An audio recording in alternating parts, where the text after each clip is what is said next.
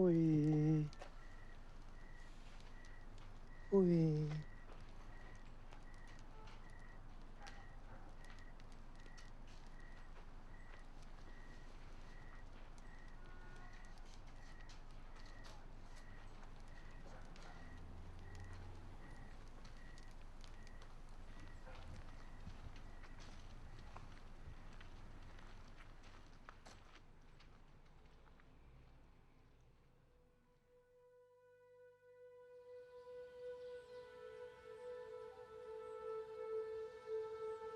Please wait. I can start at the beginning. I remember that time very well. I lived in a small hut together with my little brothers and my mother and a father.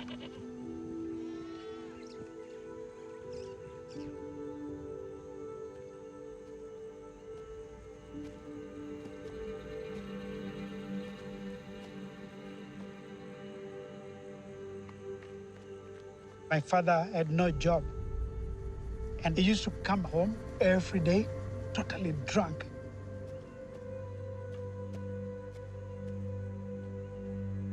I was just a little boy. I did not know what was happening and what was going to happen.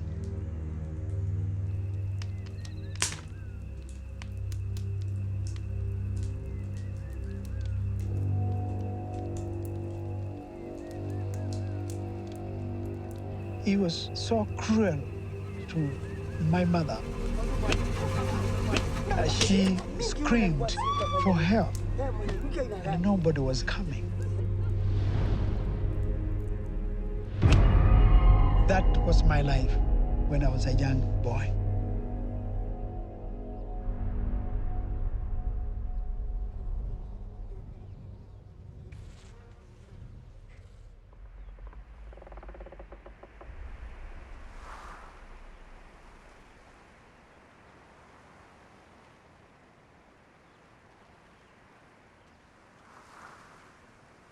I woke up, and there was nobody. Everybody had gone. I looked everywhere, but I saw nothing.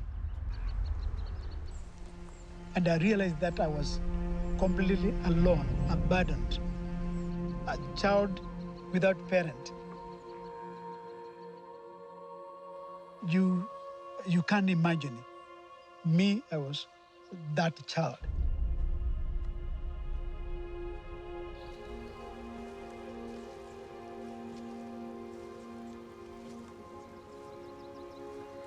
I can remember I went to my uncle, who was a drunkard, and I was so hungry.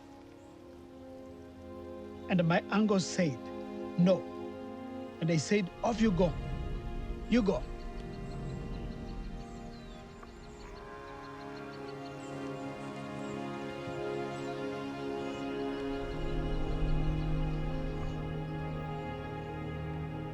Then I started walking around the village, begging for food, pleading with people to help me.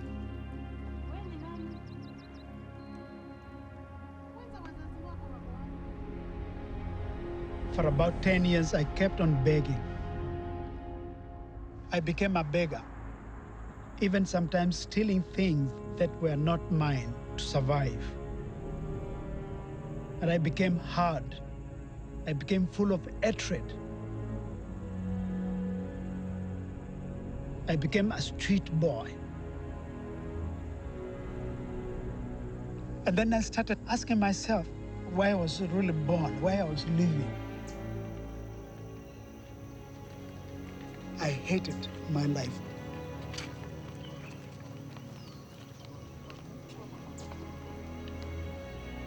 And I thought, I don't really deserve to live in this kind of life. And I wanted to take away my life because there was no meaning.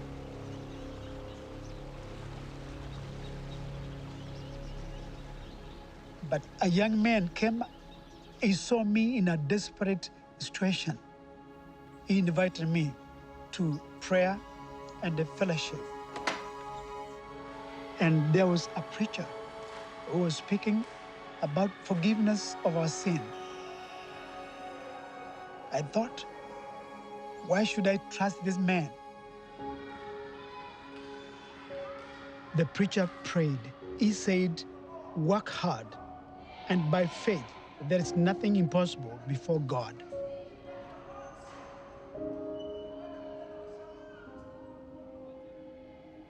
This struck in my mind, and the new hope was planted in my heart.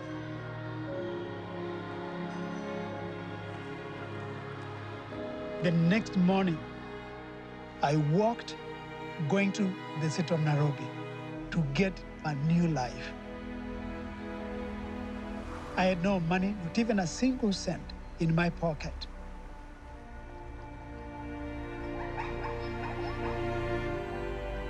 It took me about 3.5 days. I never finished school, so I didn't know what kind of a job I would be able to work.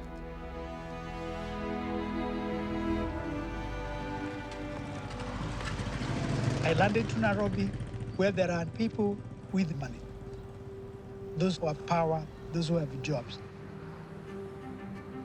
But nobody was ready to help me. And then I was just looking at everybody, and they look at me and then say, what are you doing here? You need to go and look for a job. You cannot beg. I cannot give you money.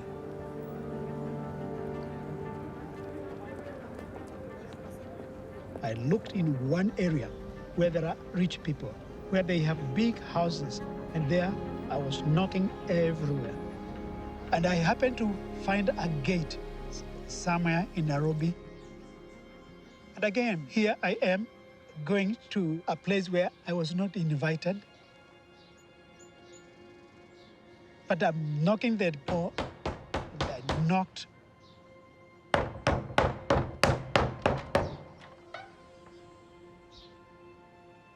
The lady asked me, why are you disturbing us here? You are knocking the gate. What do you want me to do for you?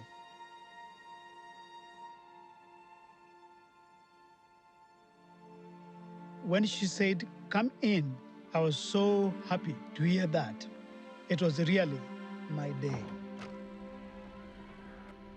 The lady gave me some work to do every day, cleaning the floor of our house, washing dishes, cutting grass outside the field of 2 acres. There were no machines those days. And they also gave me some food because there was food that remained in the dishes, and that's what I had after I finished work. So life became good and better than ever before.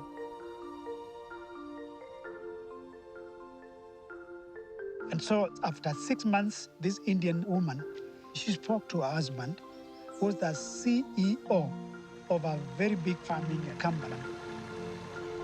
And I was promoted to manager, dealing with over 800 workers. And I bought a very nice shirt, and I was able to save some money.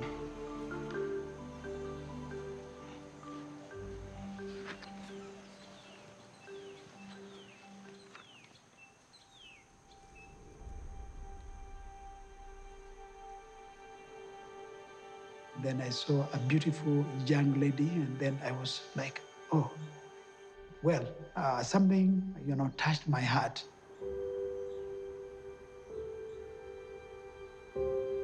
And I've never talked about it. I was afraid about women. I had no confidence of myself being able to be loved. And now there's a smile. I have a courage to talk to this young lady. And that went so well.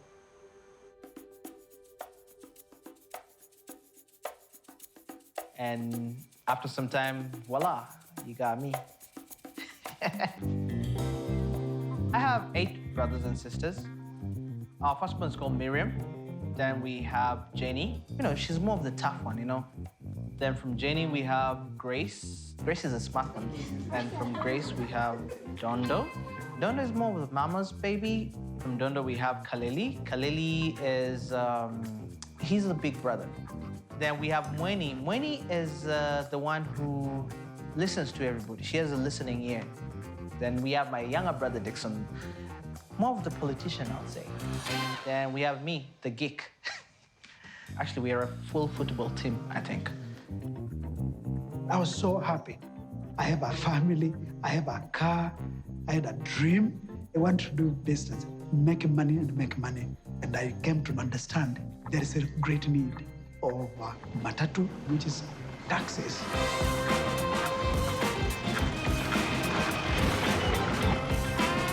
He used to carry us to Eldoret, 40 kilometers away. The first vehicle really on that route.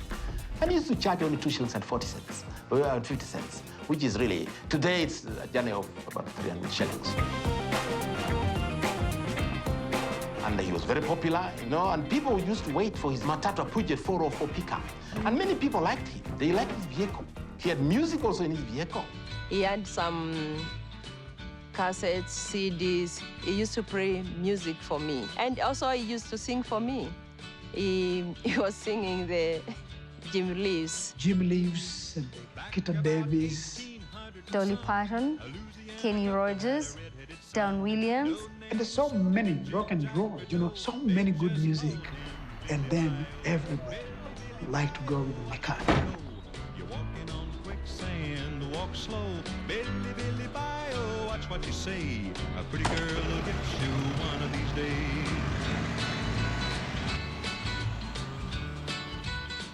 And then everybody, they knew me. Mully Ways. Mully Ways. Mully Ways was my trademark. Mully Ways. You know, he was so proud of it. The chief got mad, this nearly. And he would drive for endless days without sleeping, working hard so he could buy another matatu. And he bought another one and another one. After that, he had a fleet of buses that he was in charge of, and he did not need to drive them anymore. He had people driving for him, making money for him. In 1987, he formed Mully Ways Agencies Limited. And then he moved to the next level of business. He was selling tires. He had a welding company. He had a car parts shop. From then, he opened his own insurance company. From the insurance company, he moved to real estate. Mully Ways Real Estate. And out of this, the real estate, you remain with about 20%, 30%, and that you put it in your pocket. You really feel good.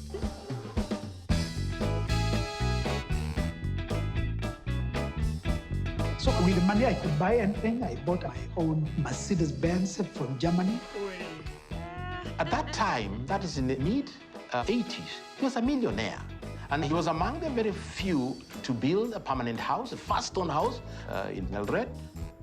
I felt great. We had a big living room. I had my own bedroom, and it was awesome. I will be the coolest kid in the hood because we have a TV, right? We have a carpet in the house so we can play and it's not cold on the floor. And just simple things like that. Having servants in the house, having, drivers and so many cars. And Dad will change his car every other, like in a year, he will have like 3-4 cars. He will sell them, buy others. Always used to go for holidays to Mombasa, to Lake Bogoria, to Baringo. And sometimes we'll also go to Two Rivers Dam or the falls for picnics. For me, it was not the actual act of playing games, but the fact that we had time together. We had time just to laugh, to laugh at nothing, but the fact that life is good.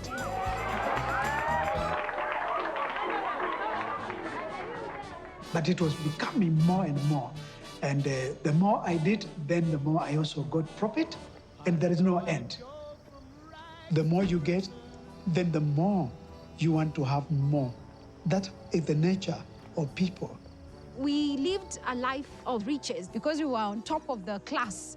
We had parties and dinners all the time. And we had so many guests, so many visitors that used to come. It was wonderful just to be feeling so influential. That's the class of people we were in. My dad was the great Gatsby of Kenya. And it was really so good. I got connected to some of these people who were also rich, and they owned Total oil products.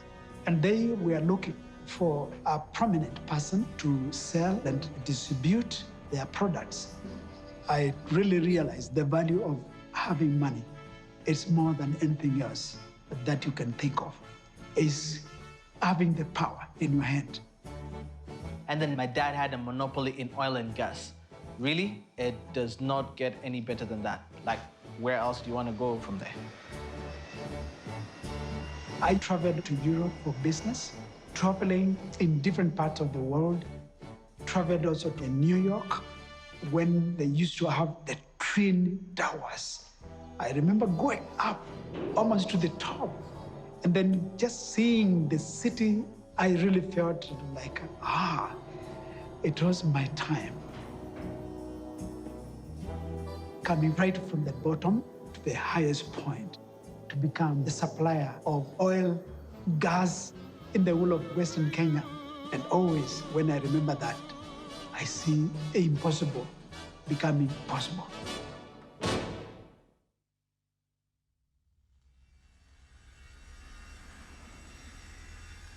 So things were really coming up so well. I had so many workers by then. Business was good. But one day, I got the shock of my life. My dad wrote me a letter, and this letter, when I read it, said, "My son, it's a long time since I last saw you. And therefore, I would like you to come as my firstborn son. Come home. There are things of great importance that you need to come and address here." And so my mind was going round and round, not knowing what to do.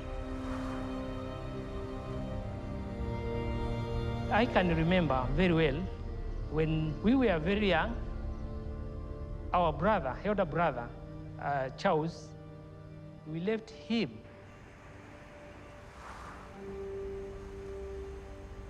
We were forced to go to look for a piece of land. We left him behind. Pazi o manda ideka. Kotwas yoga na.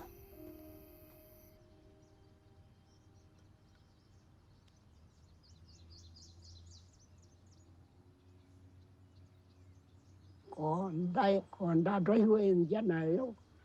Konda yo na dina. Undu mama watoi ninja.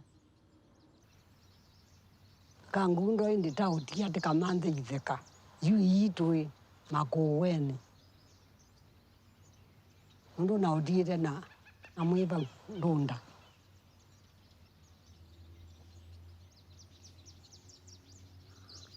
This was very hard for me. The letter that I got pleaded with me to come and intervene. I thought about it and I shared with my wife. Then I decided to go there. And I found my father was in so much trouble. He owed money to the village, but he could not pay anything. So the people in the village had a big meeting. My father was put down on the ground. Then I was asked by the chief, "What do you want us to do?" And then I said, "Do what you want." During that time, these people were furious and they were saying, "Beat him, punish him. He has done so bad to this woman." But the way my father was crying down there, that made me upset. Then I looked at the chief. I said, "Please," I said, "stop." I said, "I'm ready. I am ready to pay what they needed so that my father could be saved."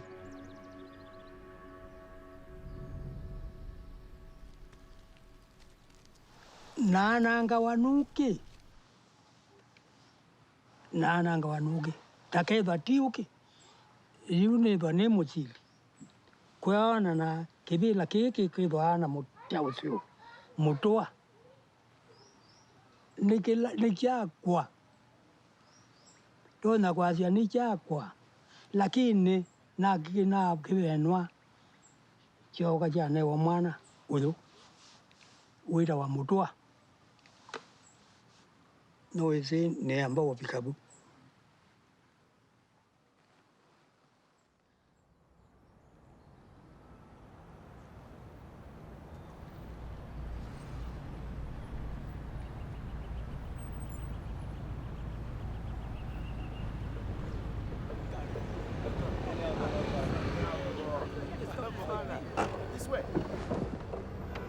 Mzee, zile pesa mzee. Zile pesa mzee. Zile pesa tafadhali, zile pesa mzee. Kwani zile pesa mzee. Kwani nini umefanya? This is how we used to survive on the street. In some instances, we'll help people to park their car. We'll guide them as they are parking, and in exchange, they have to give us money. Mimi sina pesa. Mimi sina pesa. Sasa mnanisumbua nyinyi. Nini mnataka? I can't count the number of times I've stabbed other boys and women when we want to steal from them and they are resisting. And this is a man who is rich by all standards. I can say he was a millionaire. And because I lived a life full of hatred and anger from my home in the slum, every time I used to hurt somebody, for me, it was like a revenge, and I used to feel good because people used to hurt me, and I hated to do so to these people.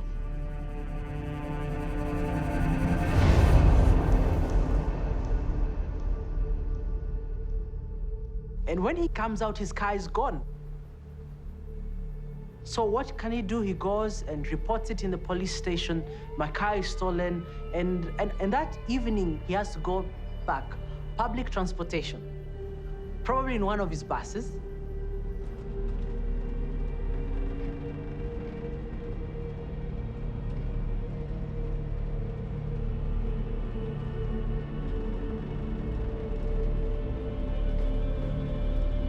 Going by bus, all the thought was about the boys. Why didn't I give these young people money? I am not feeling well. I became sick. I saw faces of me inside them. I saw myself. I was really disturbed. But something was building in my heart. Sasa wakati huo ndio mambo yalizidi sana. Akajisikia ameumia sana moyoni. Siku moja alienda kazini, akaenda akafanya kazi, akashindwa. I was really tormented by these boys in the street. And I could not work anymore. And then I told my secretary, I told her that I was going home. I drove from my office and kept on driving and driving. I did not know where I was going. I found myself far away. And there, I stopped my car and then started crying in the car. I cried, questioning God, why have you done this to me? With all the wealth that I had, why is it that God wanted me to take me back again to the poverty? 4 hours in the car. I struggled with God.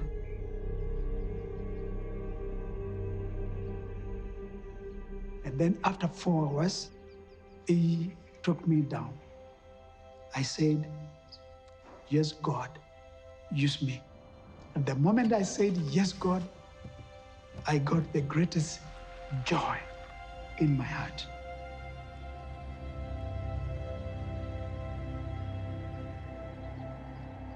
I remember him coming home, and then he comes in and he sits down, and I noticed something is different about him. Every evening, we had dinner together as a family. And the night that Dad told us, we were sitting as always. Dad asked us, how was your day? And everybody will say, one by one, will say how your day was in school. And then finally, Dad says, I have been thinking and praying about something for so long, and I'm wondering, so is it another holiday? This is exciting. The words that followed just completely shocked me. I will never, ever do business again. I told them, I will never, ever work for money.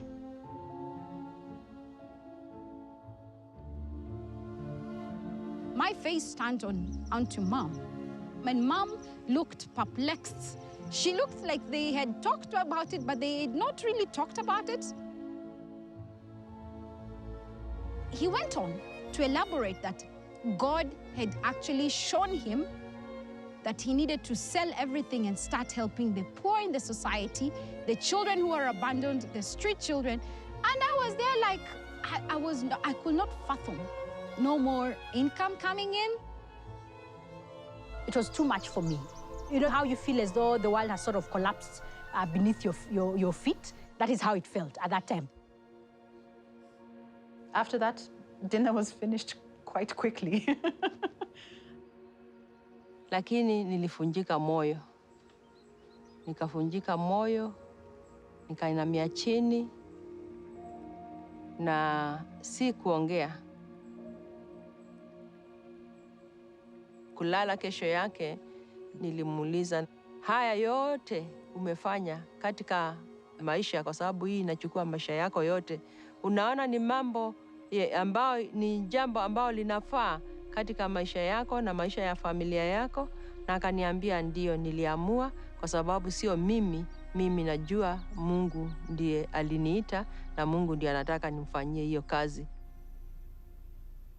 On a plain language, that's called total madness. That's what it is.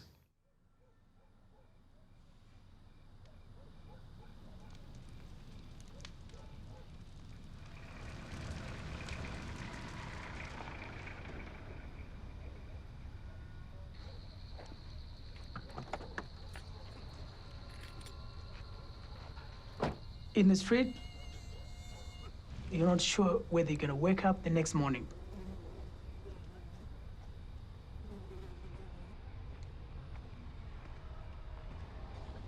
To come to the street in the middle of the night, it was really, really dangerous for him and for his life.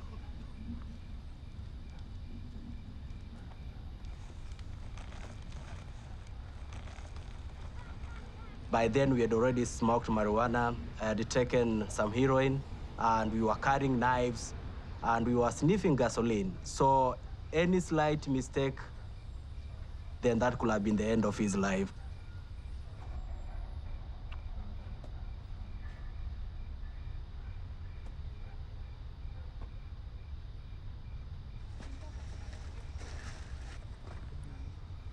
We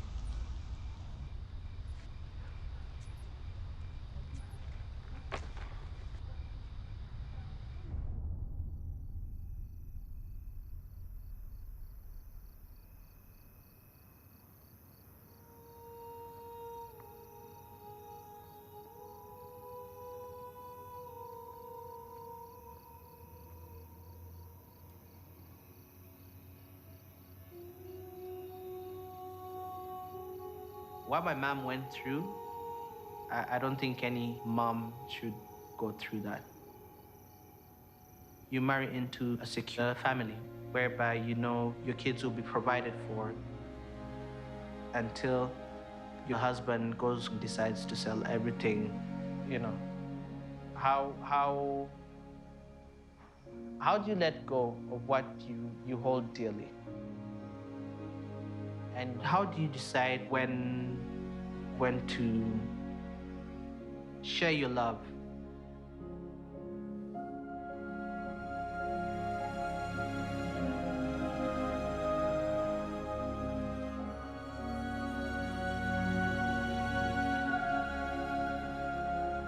That must have been hard for her to do that. Somewhere in the back of her head, she must have gone, what am I gonna do when the money runs out? But she did it anyways.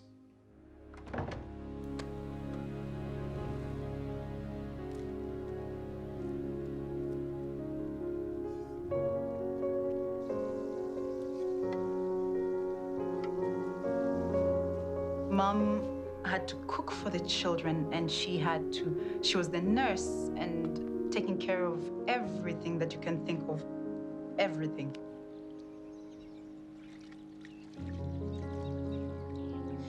I was the one who was taking care for the children. I would wash their clothes and cook for them, give them the medicine when they were sick. It is very hard work, but I didn't get tired because I loved the family. Yeah, and I loved my husband. Yeah. Initially, we had 3 children, 4 children, and the number kept on growing, and now our family was suddenly bigger. From nowhere. I went to the street. Then I brought them every day. There was no one day that we said, it is enough. I never said there was no space for a child who was suffering. As the days progressed, I was praying in my heart that this will not be true, that Dad was just joking and he would continue working. I thought he will not shut everything down. People give donations. Why can't you do that? Why can't you just sponsor a kid? That would be awesome. You can work, sponsor a kid, perfect. We still live our life. Everyone's comfortable. But he actually stopped all the businesses. He started selling stuff. He started closing shop, and people called him crazy. He brings his Mercedes Benz with loaves of bread in it, and there he meets these little children in the streets. That was a real scene to see. People really started talking around town and saying there must be something wrong. Because we stand with him in the streets, less than 5 minutes, he's mobbed by those kids. And there are no businesses you could be doing them unless you're selling drugs. So people are very skeptical about him. Even others as close as me could not understand. Do you close a business in order to serve street kids? Can't you do that too? That seems a little bit strange.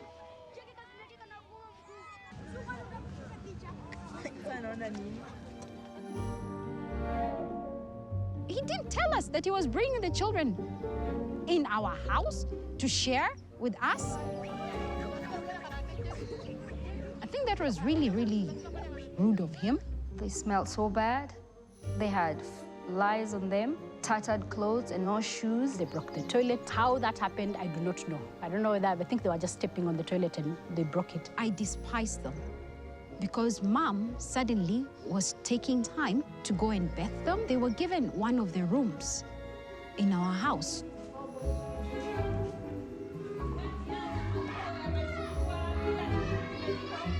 There was no time for much after that in terms of the family, the nuclear family. There was no privacy anymore. I couldn't understand why, and I kept blaming those children again. And theirs was just to laugh and just have fun in our house.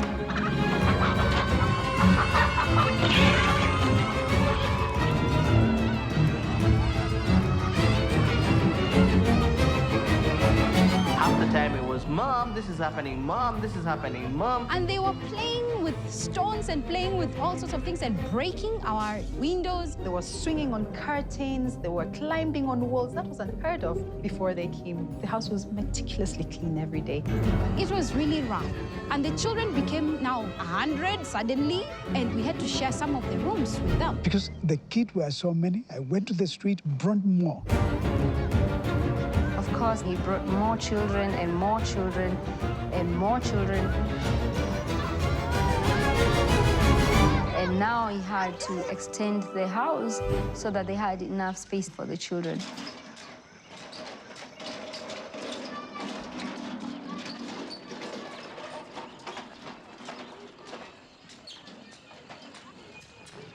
The children in the evening after classes, they usually have double row of making concrete on the stones.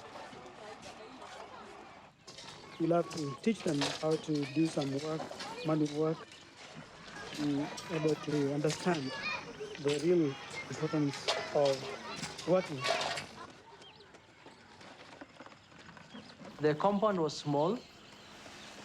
The garden had to be thrown out. Our playground had to be removed. Our swings had to be removed. The lawn had to be removed.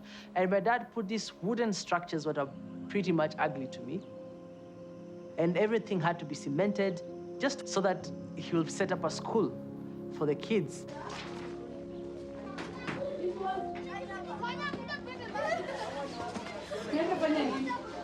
And I remember I had a favorite dress. It was yellow in color.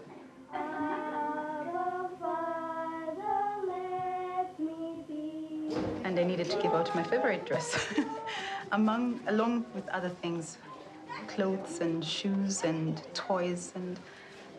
It wasn't really working well, you know? It was like us against the kids. They were rough, they would fight between themselves, they want to fight with us. It was not good. I don't remember one day that my own children were happy at all.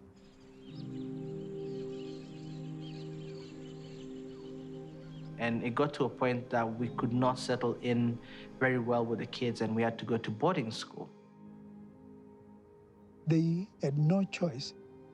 I took 5 of them, my own biological children, to boarding school so that we could have enough time to care and to love these children. We had to do that, to sacrifice. Grade 1, grade 2, grade 3, I was in boarding school. I remember the whole time my dad came once for a board meeting. And my parents came to visit me with my siblings. And she had on my yellow dress.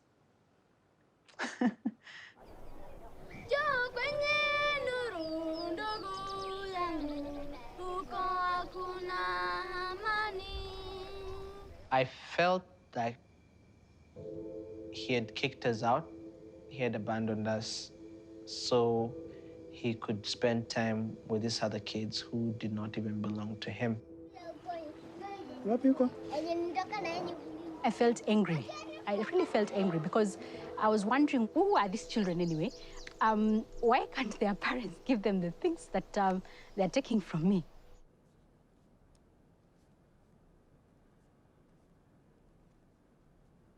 My mother was a prostitute, and at that time I was 7 years. And my mother could come home drunk, and she could bring some men in the house, maybe 2 men, 1 for her, and she could bring 1 for me. And when I refused, she could start beating me. Babangu akakuja akanirep nikiwa mdogo.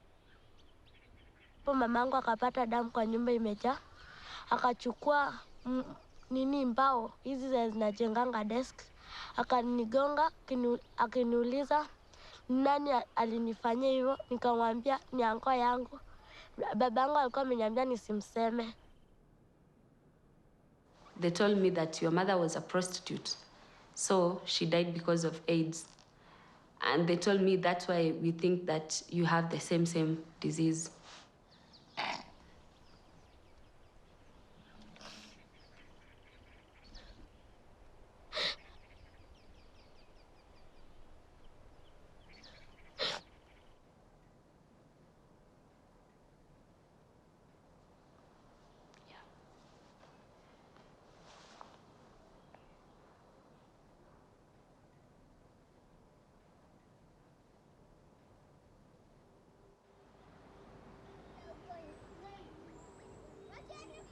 They brought me to Eldoret, where the other kids were. They welcomed me. They did not care if I was doing prostitution. They decided to take me in.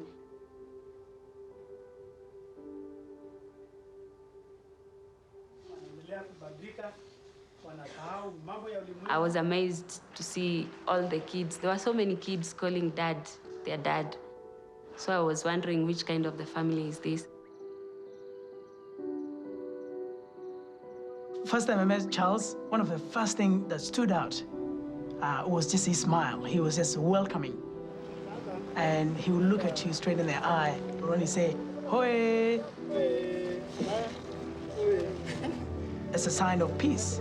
And you see that he's come to bring good. And then he took us to his home. He came and welcomed me, he smiled, big smile. It was so broad, it was so warm. And you see that it was a father looking down. And he said, "Welcome, this is your family now.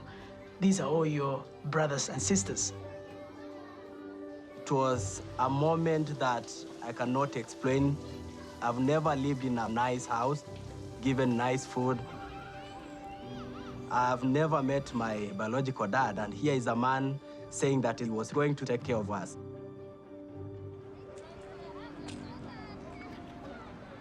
So around that time, Charles started bringing the street kids and the prostitutes into the church. The elders didn't like it. The street children were considered as bad people. You can't bring them to a holy place. I was a young boy in the Sunday school classes. I still remember to this day how sad that looked.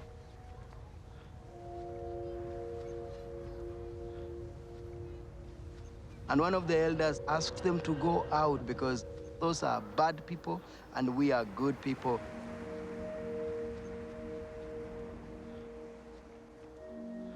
One night, the church elders had a long meeting, and a plot was hatched.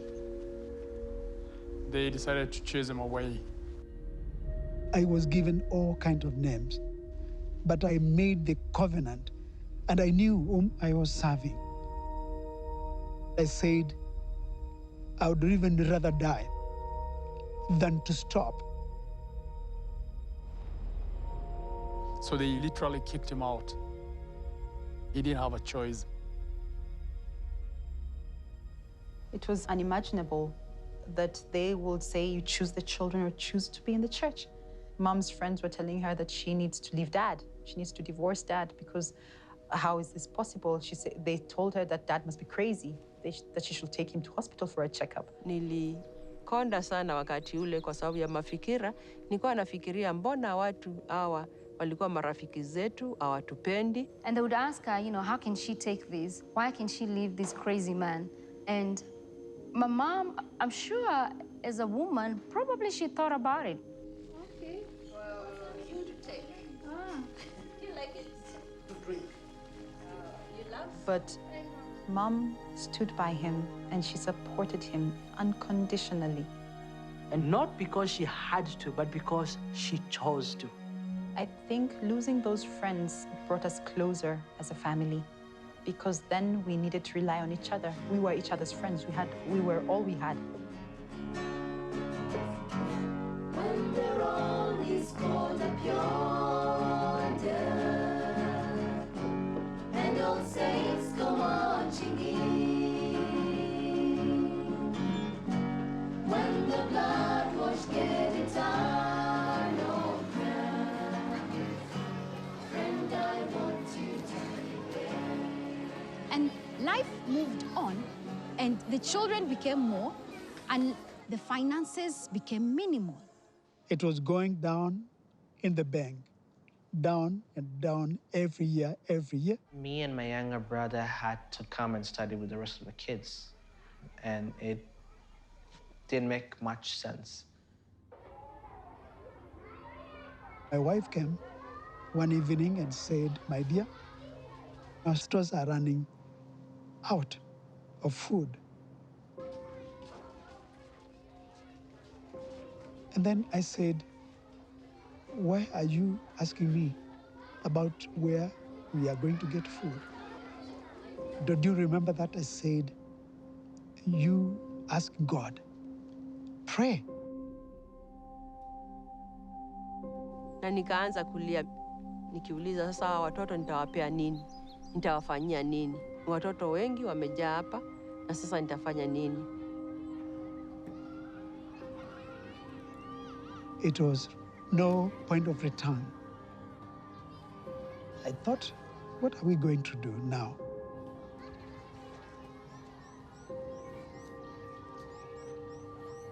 And from nowhere, we heard the bell in the gate ringing, and someone went to check, and there was a lady we did not know.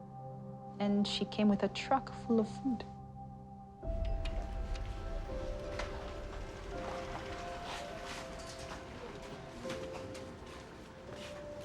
I was speechless. But this lady said, here, this is for you. A donation for the first time. Akatuletea chakula, akatuletea pesa, alikuwa na shilingi 5,000 kwa bahasha. Na hiyo chakula ikatubeba kwa muda mrefu sana.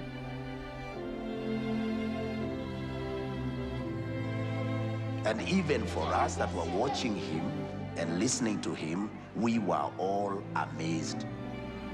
But we watched, and with the passing of the day, these children became more and more responsive, more and more obedient, more like family. They respected him, each of them calling him dad, calling Mrs. Mully mom, and we saw a very significant change in their lives. And he began to train those kids to be responsible. For example, teaching metalwork and woodwork, tailoring, both adult and little children's clothes, and even gardening to bring up some vegetables right on the compound. That's why I think now I can say Mully children, not just home, but family. And in family, you teach everything. It got to a point where there was no more room for more kids in the compound. Everyone was brushing shoulders with each other. Sasa wakati ule tukafikiria ni wapi tunaweza lete watoto ama ni wapi tunaweza jengea watoto. Tukakumbuka tuko na mali yetu hapa Ndalani, tuje hapa Katra Seeka, nyumba ya retirement. And so kids got in a bus and boom, the move started. Mully Children's Family. We started our journey, we drove all the way via Nairobi, Thika, and then to Ndalani. And this is moving from a very big house on Eldoret to a place that is made of earth and soil and iron sheet roofing, and there's nothing. There was no water, there was no electricity. We used to use kerosene lamps back then. Yes. But makeshift buildings were put in place, the children came in, and we started living there. At that time, in 1995, the place was very hot.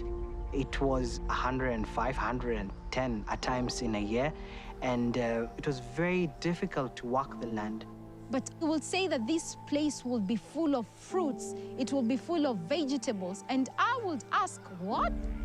It's so dry. He would tell us about these things, and sometimes we don't understand it, and sometimes we think he's crazy, because he was dreaming about us having a dormitory well built with stones, and at that time we were staying in a tin shed. And I felt really a lot of pressure. You have all these children, they want to eat. Others are crying, and others, they need to be taken to hospital. In some of the cases, HIV. And they started complaining. They said, no, Dad, we don't want to stay here. There are no people here. We are in the desert, you know, and they wanted to run away. So some children left Ndalani to go sniff glue in the streets. Cocaine, heroin, glue, alcohol, bang, name it.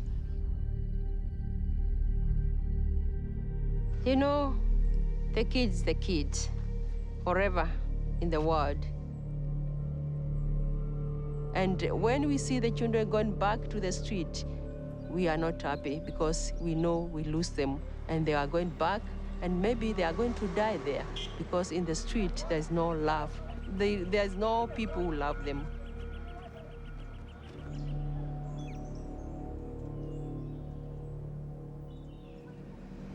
I always go back along the street, in the slum, everywhere, looking for them.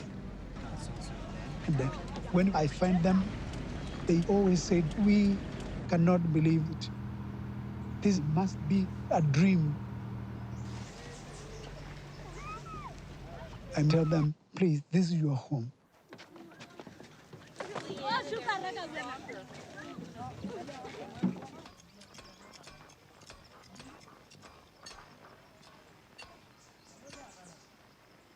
We built that place by hand, step by step, brick by brick. We built every building, every foundation that was laid there. I learned about construction with the rest of the children. I learned how to put brick on mortar, how to make the ratios of cement, sand, and ballast, and all that. And right now, I have so many skills that I learned as I grew up that even now I can use them in my day-to-day life.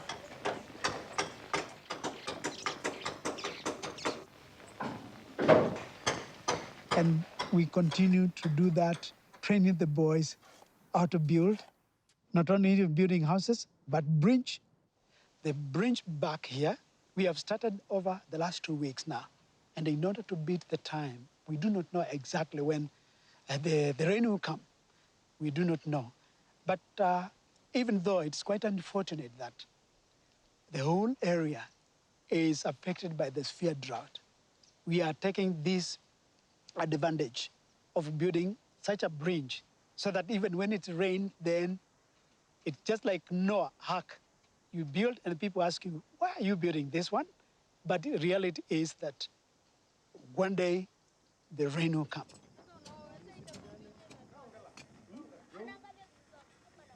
During the drought, we did not have any water that we could boil from the river. So he had to drive 4 hours every day to Nairobi to get water so that the kids here could have water to drink. It was a really hard time for this country as a whole. Hello. They took water 4 days ago. That's when they had water last.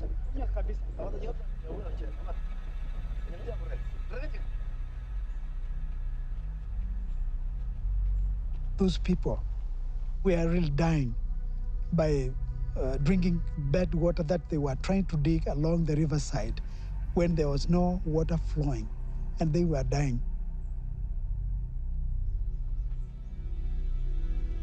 Tulikuwa tunachota maji ya mtoni, tunachemusha, watoto wanakunywa. Wakati tulikuwa hapa, watoto walianza kugonjeka, typhoid.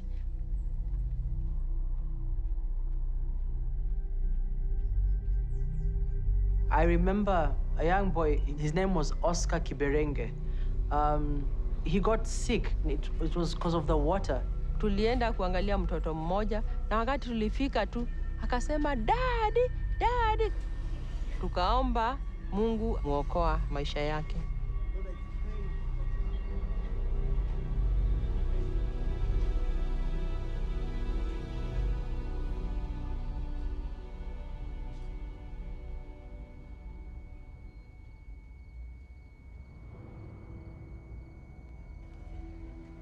He was very low during that time. He was trying to figure out, God, you cannot give me these kids here for them to die in my hands.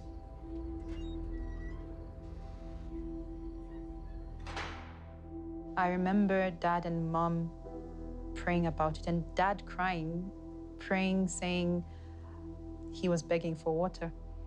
And then one night, he woke Mom up, and they went outside.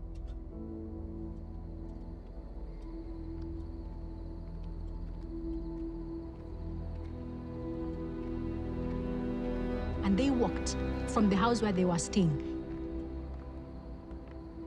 And he felt a voice telling him to walk up straight, turn, and that's the place where water will come.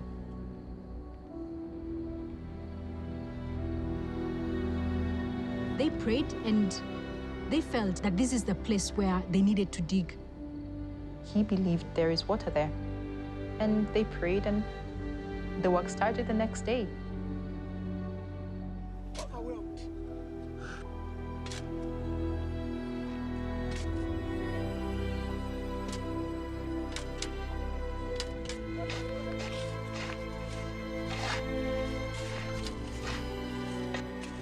It was hard to believe him, very hard.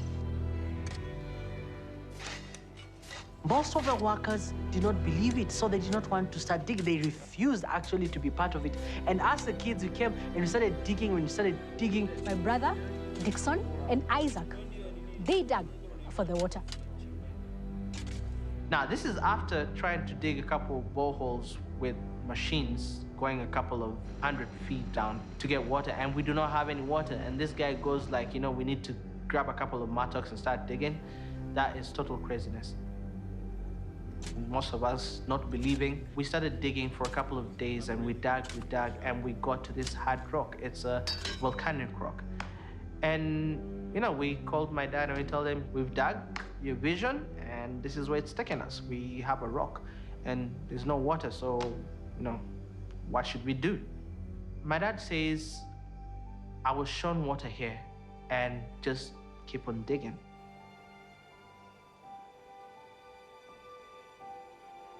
So during that time, it was the time for my younger brother's class to go and dig. So he got in there and he was digging.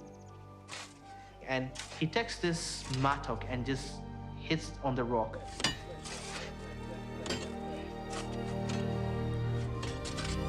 And all of a sudden, water got out. I remember my brother yelling like, hey, Dad, Mom, you know, we got water. And my dad's like, what? And there was water that just came out pouring from the ground.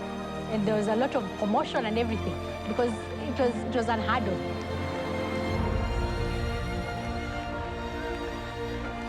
And, you know, they started shouting. They're shouting, Maji. Maji means water. They were shouting, water, water, because it was actually coming.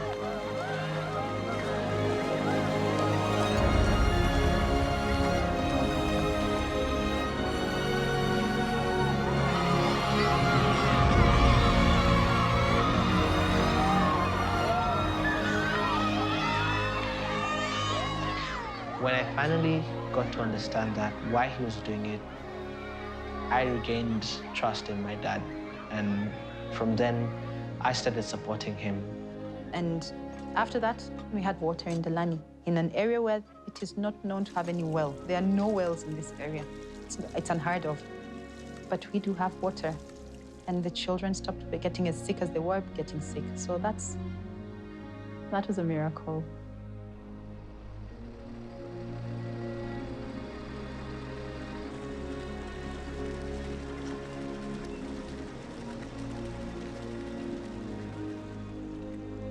A water purification system was set up, and from that there was a water tower that was constructed, and this was able to supply water not only to the children, but also we got water also for the use in the farm, and that's where it began.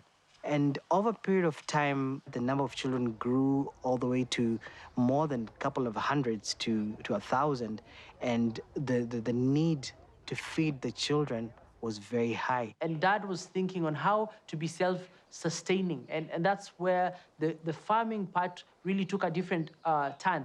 The idea of us being able to be self-reliant was a very paramount aspect of how my father was viewing the entire project. You know, people in Africa, in Kenya, they owe even the government, they depend on donation from the Western world. And then I always feel like, what can we do as Africans to change that attitude? My father noticed that and started to think through how he could do something differently to be able to complement the donations that we were having. Because I used to beg, you know, A beggar has got no choice. That's something I hated. And for that reason, I said I will never beg. And then I kept on thinking, how can we build a project that would be self-sustaining? As we began, we said with the 1 hectare outdoor with oxen, now to 500 acres using a tractor. And right now, as we're seated here, we're looking at crops that are growing so well. Production is so many times the conventional outdoor production. We're able to sell excess that we produce from here in the European market so that we can have some income to sustain Mully children's family. Then in 2003, we got to design a hydroponic system, which is a greenhouse covering about 600,000 square feet. So the water will collect as rainwater on top of the greenhouses, and it's conveyed through a piping system into reservoirs. That water will be used to carry out fish farming. This is a new venture. We are trying to put up some fishes here. On my right is 2,000, a small dam here. This is something that we want to do, train people how to fish, and train people how to eat and getting the fishes. So that's what I mean. Yeah, so you see, little fingers has really grown to big fish like this. Yeah. After harvesting water from top of our greenhouses, which is almost 1 billion liters, then we use that water to irrigate the trees. And we are gathered here with one purpose, to plant trees in order to change our climate. We can do something with our own hands, and we don't have to wait for the government to tell us what to do, because this is our Kenya, this is our future. To plant trees so that we can attract water to this place. As you can see, it's very dry. We hope to come here over and over again until we turn this Yata zone into a forest.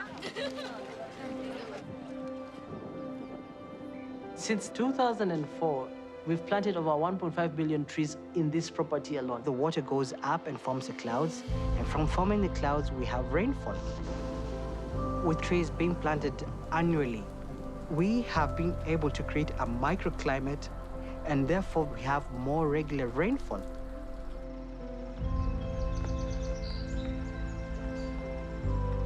This is real.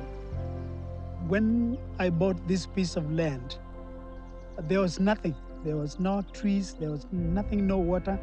And through planting trees and through water conservation, I've seen that really working. One big dream that I have is to transfer the knowledge to the young generation so that we change Africa, we change our country, Kenya.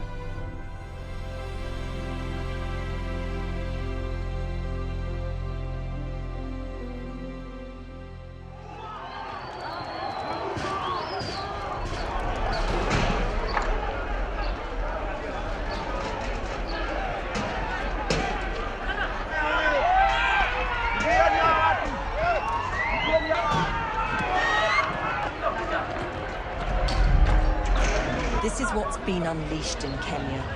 Ethnic warfare at its most basic and most brutal. A man being murdered because he belongs to a different tribe.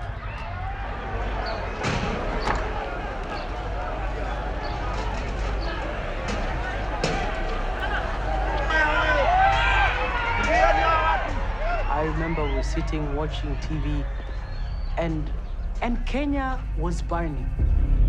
And we were sitting there, and I remember my dad called us, and he said, we can't let this happen. We have to do something.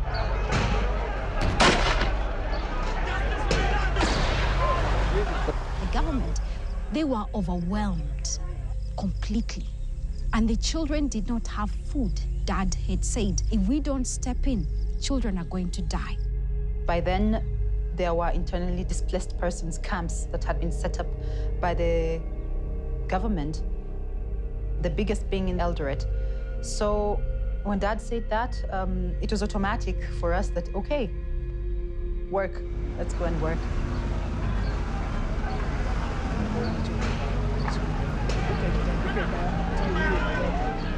I remember very well that day in the bus.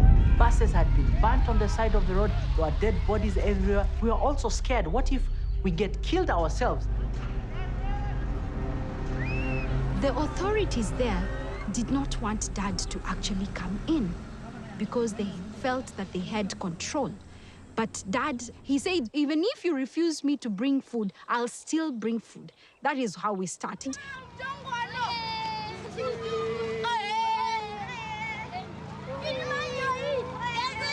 And the children would come out of their tents and follow the bus because they knew MCF brought them food.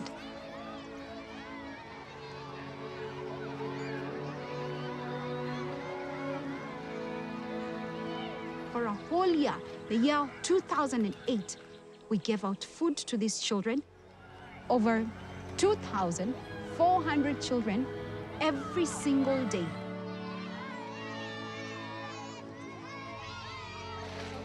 We ended up working with the Red Cross. And we got some of the children from the IDP camps, and some of them came to MCF, where they now have a family.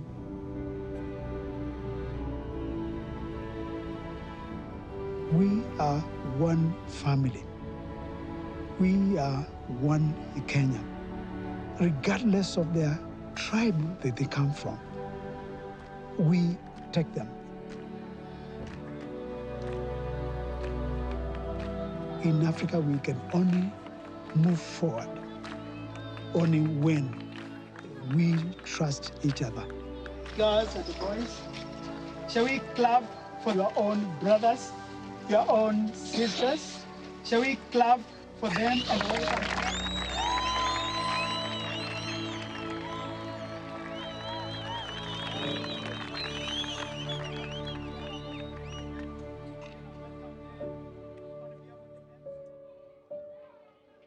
MCF never stops growing.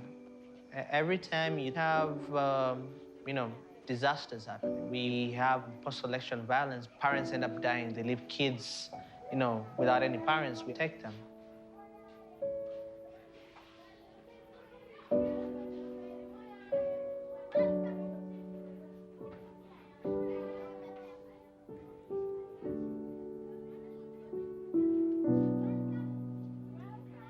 And I think that's part of what the world is today. And I don't think there's one day we'll say enough is enough. It's not the kind of business or where you go like, we want to do this for 1 year and we're done. This is a lifetime thing. Dad, we thank God for you coming in this world. May your new age open your opportunities not only to us, but to the world at large. We love you, Dad, and we always cherish what you have made us to be. We are what we are because of you. Alafu hii cake tutaona vile ilivyo, alafu daddy. After high school, Dr. Charles Mully took me to university. After graduating, I went back and did master in psychology. And now I'm working with an NGO based in Atlanta, Georgia, and Marietta. And I realized Dr. Charles Mully's dream and prophecy is coming to pass. Currently, we are the defending champions of East, Central, and Southern Africa, and we'll be representing Kenya in the Olympics for martial arts by the end of this year. Out of 935 schools, Mully Children's Family was #1 on national examination. They're becoming doctors, they're becoming teachers, they're becoming managers, they're bankers. It's amazing. Not counting the 84 who are currently in the Kenyan universities and colleges. To Daddy Mully, I appreciate you so much. I'm now in Kabarak University, pursuing a bachelor degree in commerce.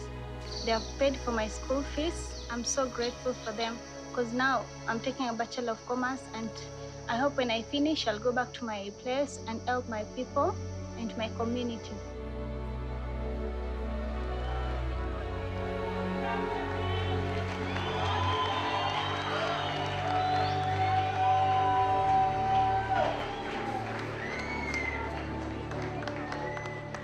one day, the Lord may take me home, an eternal home, then they could be able to manage this place.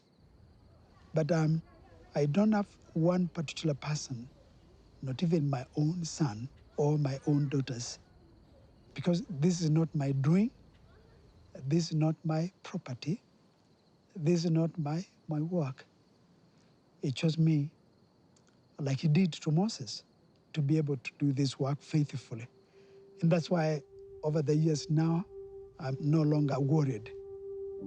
I cannot tell the world who are those people who would really take over when I am not alive.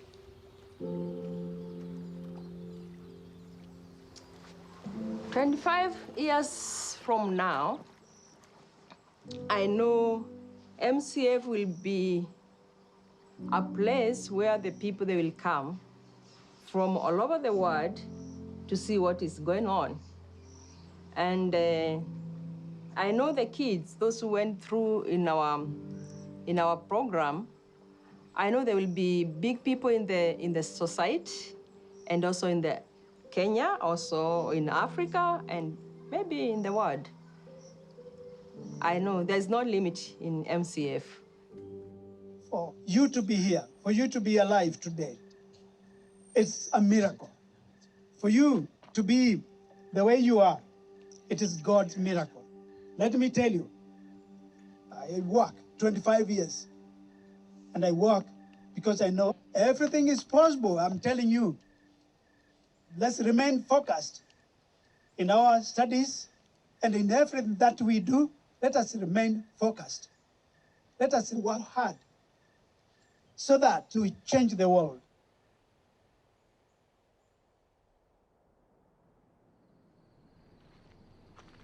At night, my dad ties his shoes up, puts on a coat, gets in a car, and he drives and drives, not to somewhere specific, but looks until he sees an orphan sleeping alone in the street. And the first thing he says, "Oi, oi,